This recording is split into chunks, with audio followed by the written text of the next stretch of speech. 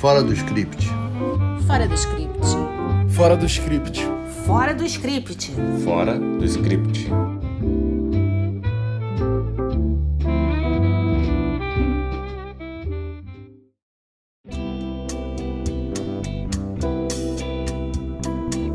Olá!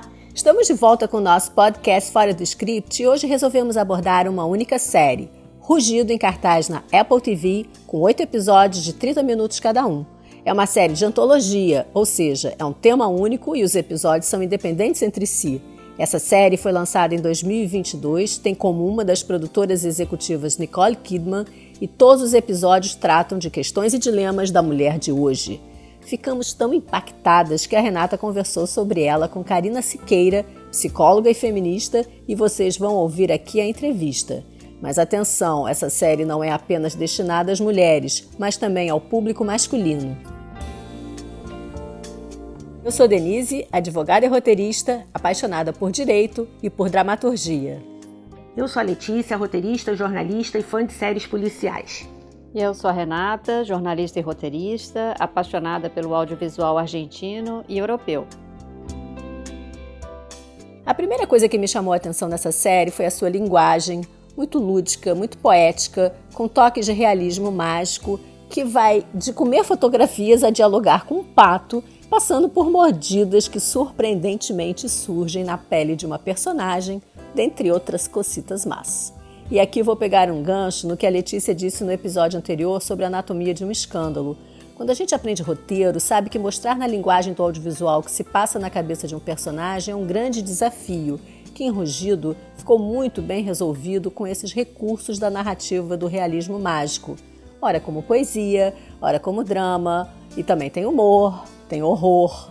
A série é baseada num livro do mesmo nome de Cecilia Ahern, uma irlandesa nascida em 1981, que escreveu outro livro também adaptado para o audiovisual, O PS Eu Te Amo. O livro original tem 30 contos, já a série tem 8 episódios, ou seja, tem ainda muita coisa que ficou de fora. Outro aspecto interessante é que parece que assuntos que dizem respeito à mulher viraram um nicho a ser explorado no audiovisual, e a Apple TV está investindo nele. Haja vista, por exemplo, a fabulosa The Morning Show, que fez um tremendo sucesso. Particularmente acho curioso que Rugido não tenha feito mais sucesso. Pelo menos aqui no Brasil não se ouviu falar tanto dela.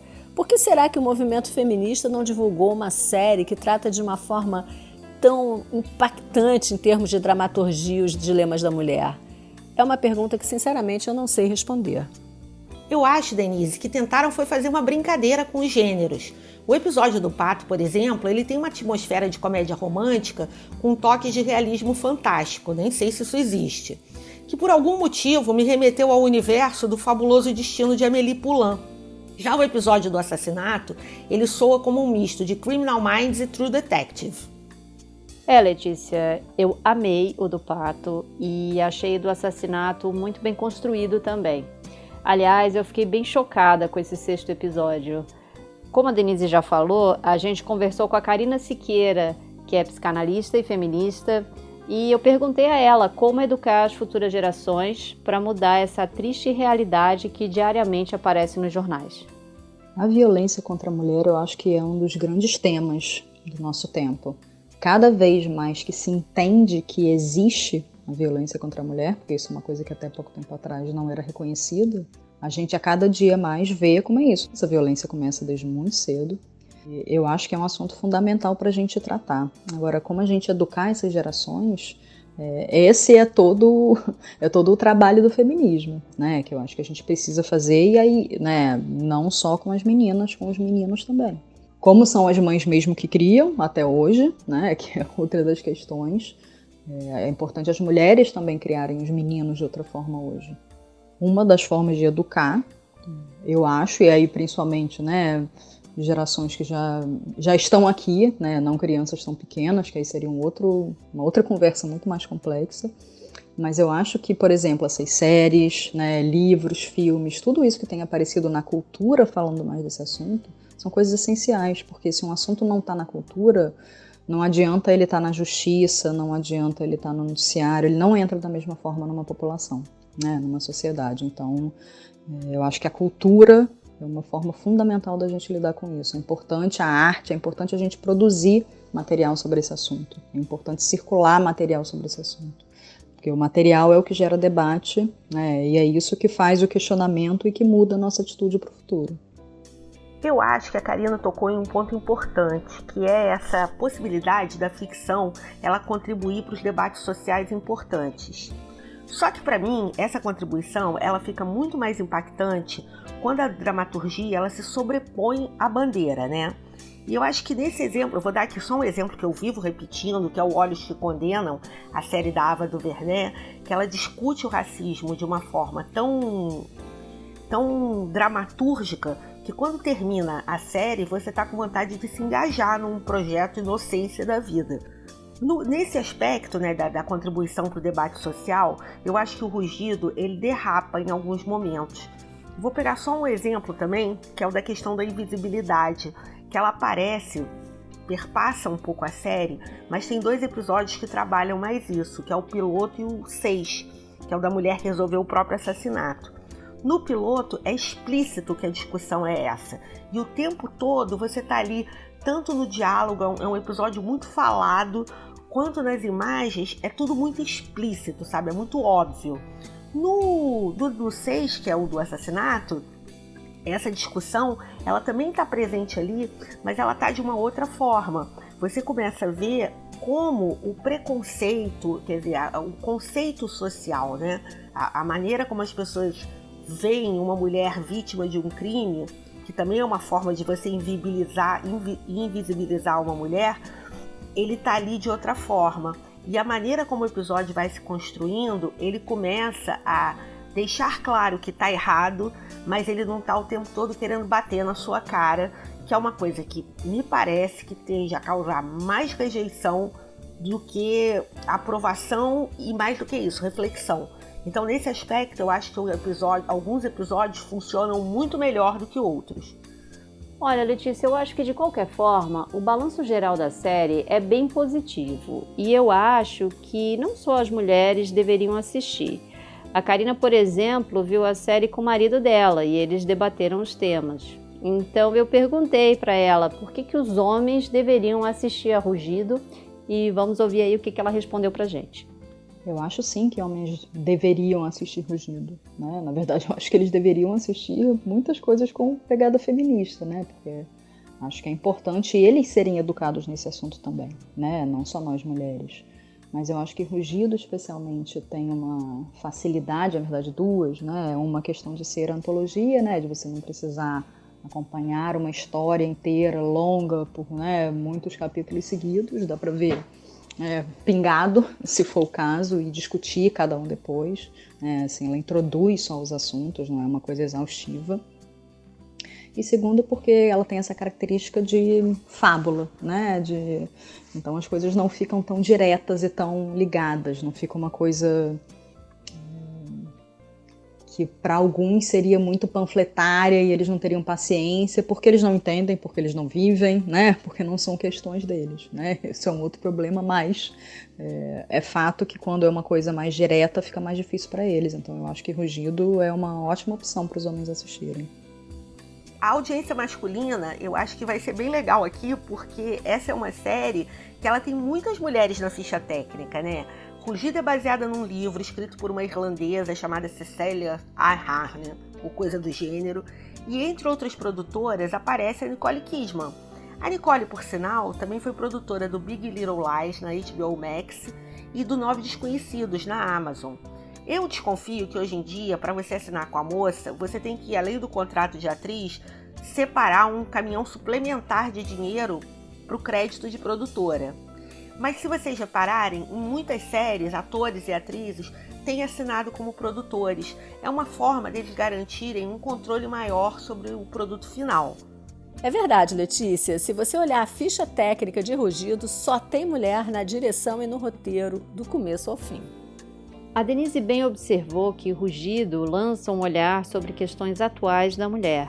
Então a gente perguntou para a Karina que tipo de dilemas a série lança para o futuro.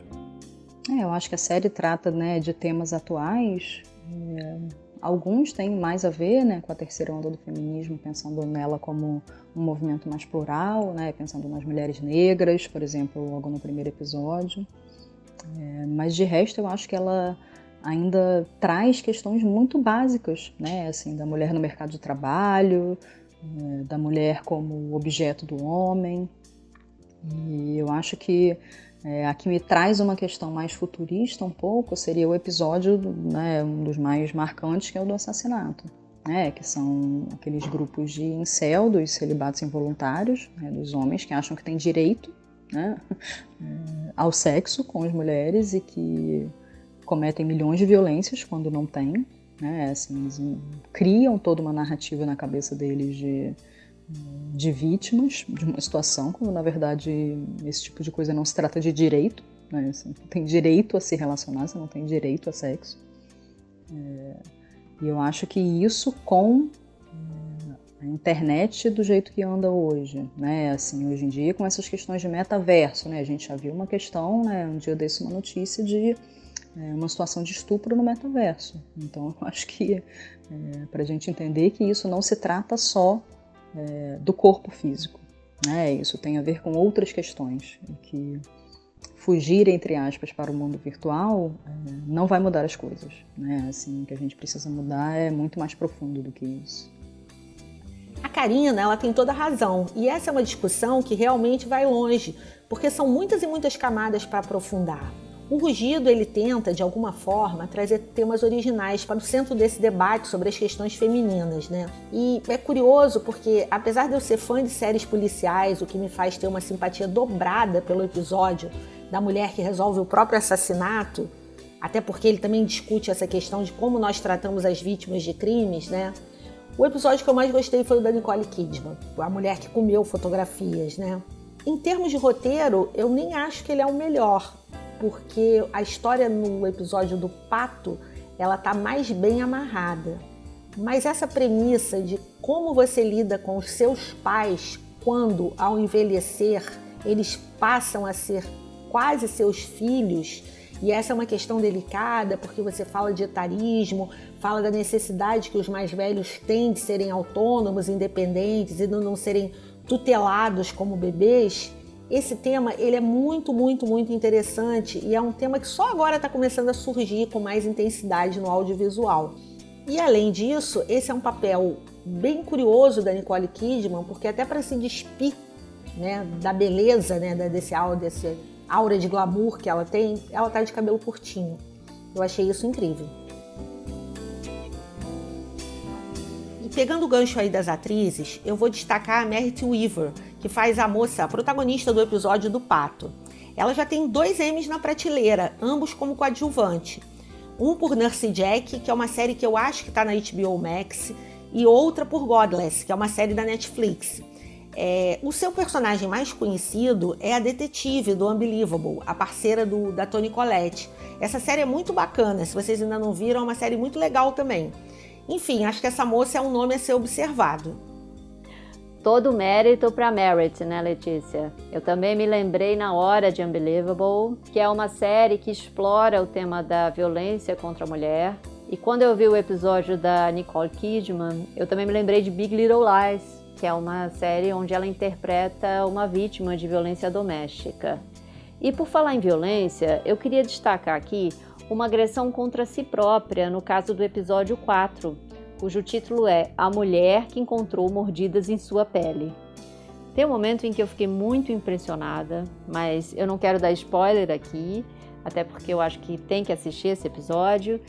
E a Karina comentou se essa manifestação de mordidas pode ser considerada uma somatização, um pedido de socorro ou uma licença poética da série mesmo. Eu acho que o caso das mordidas é tanto somatização quanto pedido de socorro quanto licença poética. Eu acho que se trata de tudo, né? Assim, obviamente a série tem essa pegada um pouco fábula, né? Em quase todos os episódios, então ela usa obviamente disso, mas isso poderia ser uma somatização claramente, né? No mundo real também, talvez não nesse nível, né? Ou nunca aconteceu, mas Várias somatizações são coisas que não acontecem, que não têm lógica orgânica, que não têm explicação médica. Então, nesse sentido, pode ser isso. E como a gente entende, né, que isso está acontecendo depois que ela tem um parto complicado, né, sofre ali uma violência obstétrica, volta ao trabalho, que é uma coisa que ainda hoje é muito recriminada, traz muitas culpas, né, e tudo começa com uma mordida no seio, né, onde você amamenta um bebê. Então, me parece que o autor usou ali de uma licença poética mais para mostrar uma somatização que seria possível. Eu vou mudar um pouquinho de assunto para falar de uma coisa que eu achei meio irregular em Rugido. Na verdade, irregular não. Eu achei que é uma série que ela tem uma super produção e a abertura é, como se dizia antigamente, bem xixelenta, né? Hoje você tem séries que têm aberturas muito elaboradas. A própria Morning Show, que também é da Apple, tem uma abertura incrível. E nessa abertura me pareceu bem bobinha. Acho até, sei lá, entendeu? Vai ver que gastaram tanto dinheiro com a produção que faltou para a abertura, fazer uma abertura mais caprichada. Bom, Letícia, se faltou dinheiro, eu não sei dizer. Agora, eu interpretei da seguinte forma. A gente vai direto ao ponto, porque a gente não quer enrolar você e a gente tem muito o que falar. Dito isso, para finalizar esse papo com a Karina, ela fala um pouquinho sobre o episódio 7. O nosso questionamento é: se o feminismo insurge contra uma mulher sendo tratada como um objeto, o fato de um homem ser tratado como uma mercadoria não seria pagar na mesma moeda? Como explicar isso? Eu não acho que a série reproduz atitudes que o feminismo condena, porque o feminismo não trata de igualdade, ele trata de equidade. Então eu acho que se você pensar como já são diferentes e muito diferentes, os lugares ocupados por homens e mulheres na sociedade hoje, você não pode querer tratar os dois da mesma forma. Você vê assim, imagina se esse episódio não fosse nessa série, fosse em uma outra série e fossem homens devolvendo mulheres. A reação da grande maioria das pessoas seria rir, seria achar uma piada, seria achar engraçado. Poucas pessoas iam problematizar, provavelmente quem já tem algum conhecimento de feminismo ou mulheres que iam se sentir um pouco incomodadas, mas mesmo elas, isso ia passar leve. Agora, um homem é uma coisa que incomoda. Todo mundo fica achando um absurdo. Você não pode tratar um ser humano assim. É assim que a gente pensa. E por que a gente só pensa no ser humano quando a gente vê um homem e não quando a gente vê uma mulher? Então eu acho que na verdade a série é brilhante em fazer essa inversão, para fazer a gente pensar, para fazer a gente entender por que a gente trata diferente o homem e uma mulher. E chegou a hora da sessão Cena Marcante. Dentre todas as cenas super marcantes dessa série, quais as que vocês destacam? Olha, Denise, a Letícia já falou, mas eu acho que não custa reforçar. A ideia daquela mulher comendo fotografia e revivendo a sensação daquele momento, eu achei assim absolutamente genial. Então eu destacaria essa cena do segundo episódio, que aliás são várias, mas eu senti junto com a Nicole Kidman o sabor daquele sorvete, que aliás estava uma delícia. Ao mesmo tempo, eu também fiquei me perguntando como que eles fizeram aquela cena, porque aquela fotografia devia ter um gosto bom, sei lá. Será que a fotografia era de marzipan, Letícia? Renata, eu amo marzipan, mas eu comeria fotos até se elas fossem de jiló, se tivesse esse efeito mágico de você comer fotos e voltar a lembranças maravilhosas ou incríveis, enfim, a lembranças do passado, né? Acho que muita gente também comeria papel por conta disso. Rugido é uma série que, ela, em termos de estrutura narrativa, ela não tem grandes arroubos de criatividade, mas é nesses pequenos dispositivos em que as autoras, as roteiristas, mostraram ao que vieram, né? Então, justamente na cena marcante, eu quero destacar um desses dispositivos. No primeiro episódio, a discussão toda se dá em torno da espetacularização da violência, né? De você viver num mundo em que tudo tem que ser meio como um videogame, porque as pessoas são um pouco infantis e não conseguem entender se você botar num contexto mais dramático. E isso é muito criticado no episódio. Só que no momento em que você vê a violência espetacularizada, é o momento de mais impacto da série, porque é justamente quando leva o espectador para uma simulação de realidade virtual, na qual ele se vê numa cena similar à da morte do George Floyd, o americano negro que foi asfixiado por policiais. Então, assim, é justamente ali, quando você está no truque da realidade virtual, que a dramaturgia te dá um tapa na cara e você fica pensando, que mundo é esse? Bem, chegamos no final de mais um episódio do Fora do Script Podcast. Eu estou junto com a torcida daqueles que querem uma segunda temporada e ver outros episódios da Mulher que Isso, da Mulher que Aquilo em Rugidos. Lembramos vocês, queridos ouvintes, que quem quiser contribuir com qualquer valor, o link do site padrim.com está na descrição do episódio. Até a próxima, pessoal! Fora do script. Fora do Script. Fora do script. Fora do script. Fora do script.